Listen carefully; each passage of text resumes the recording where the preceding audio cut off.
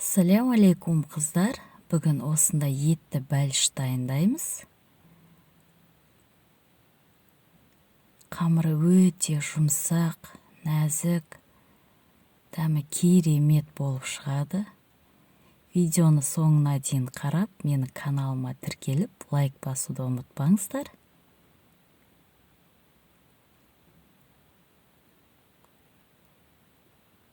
Мінекей.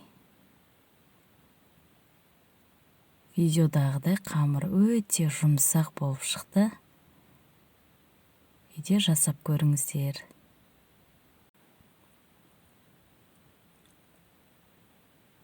Ұнды електен өткізіп алдым. Тоңазытқышта тұрған салқын сары майды осылай ұнға сала отырып, үккіштен өткізіп аламыз.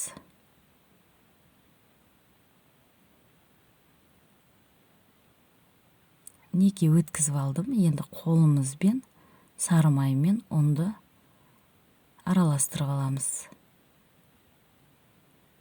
Ұзақ араластырудың қажеті жоқ.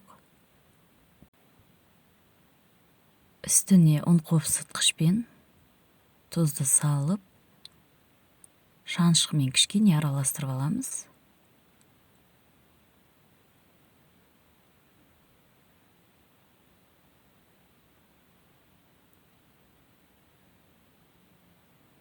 Енді қалған жұмыртқаны, айранды құйып,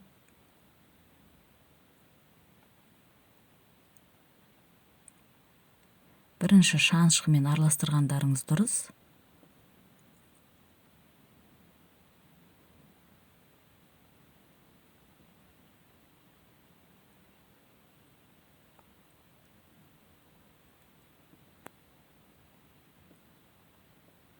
Одан кейін қолымызбен өте жұмсақ қамыр илеп аламыз. Неке жүп-жұмсақ қамыр илеп алдым. Енді таза пакетке немесе пищевая пленкаға салып, мұздатқышқа кем дегенде 1 сағатқа қойып аламыз. Қамыр мұздатқышта тұрғанына 1 сағат уақыт жақындағанда салмасын дайындаймыз. Картоп, пияз, фарштың үстіне дәмдеуіш, паприка, тұз салып, жақсылап араластырамыз.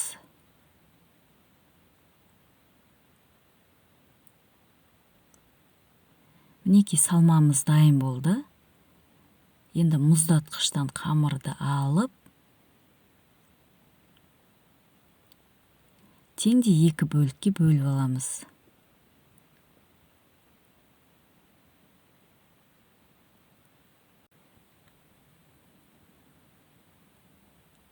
Қамырды жайғанда қатты қалың да емес, қатты жұқа да емес, орташа қалыңдықта жайып аламыз.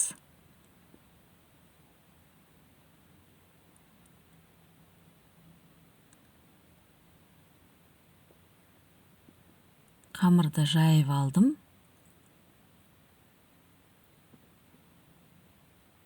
Енді листке салып, екінші қамырды жаятын боламыз.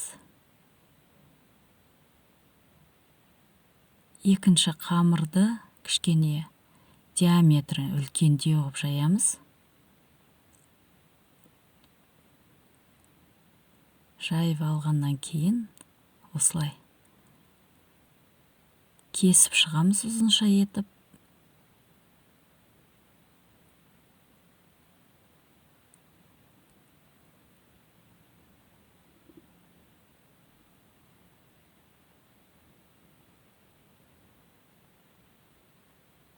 Салмамызды қамырдың үстіне бірінші салып аламыз.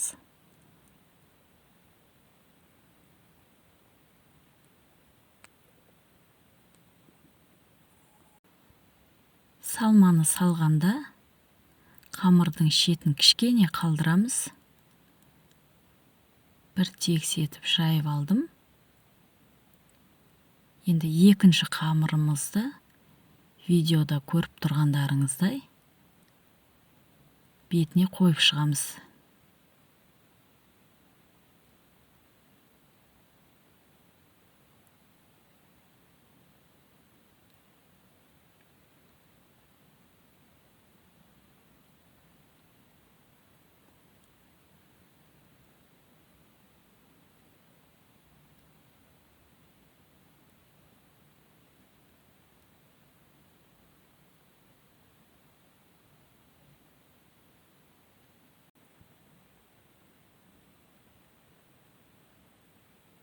Мінекей мен салманың бетін бәрін жауып шықтым.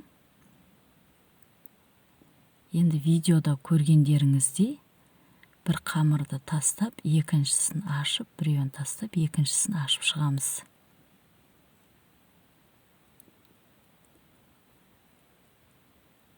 Үстіне қамырды қойып, енді жауып шығатын боламыз.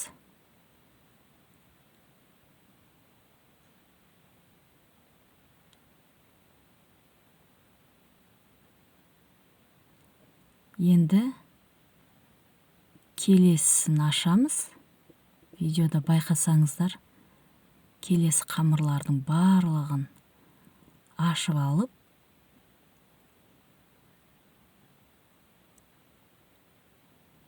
үстіне тағы да қамырымызды қойып, жауып шығамыз.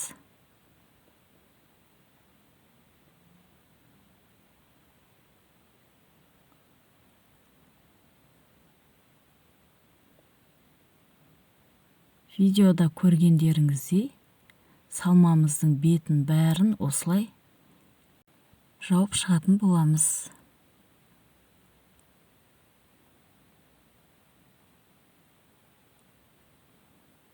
Өте оңай жасалу жолы. Піскенде әдемі болып шығады.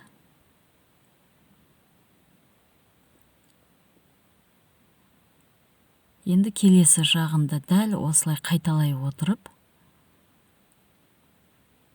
жасаймыз.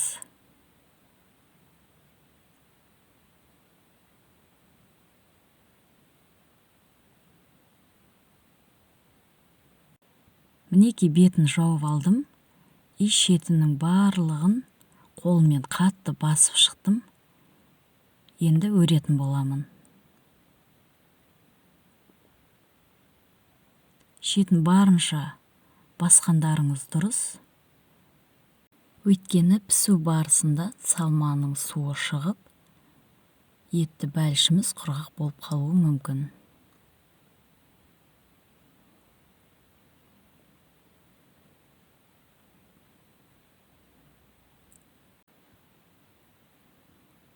Мұнда жұмыртқаның сарысы мен кішкене ғана сүт құйдым.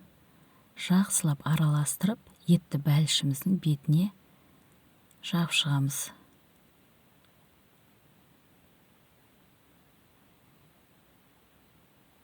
Мен қалған тестадан осылай гүл етіп жасадым. Сіздер жасамасаңыздар да болады.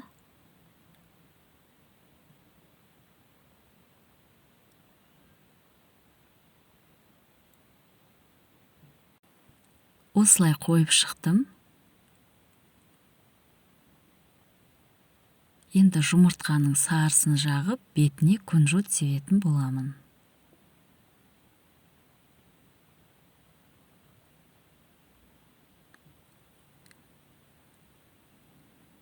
Алдын ала қызып тұрған пеште 180 градуста 35-40 минут пісіремін.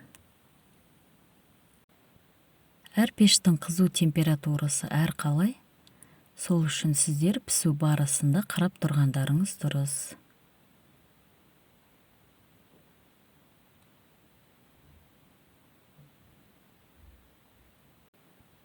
Етті бәліш пісіп дайын болды. Өте керемет болып шықты.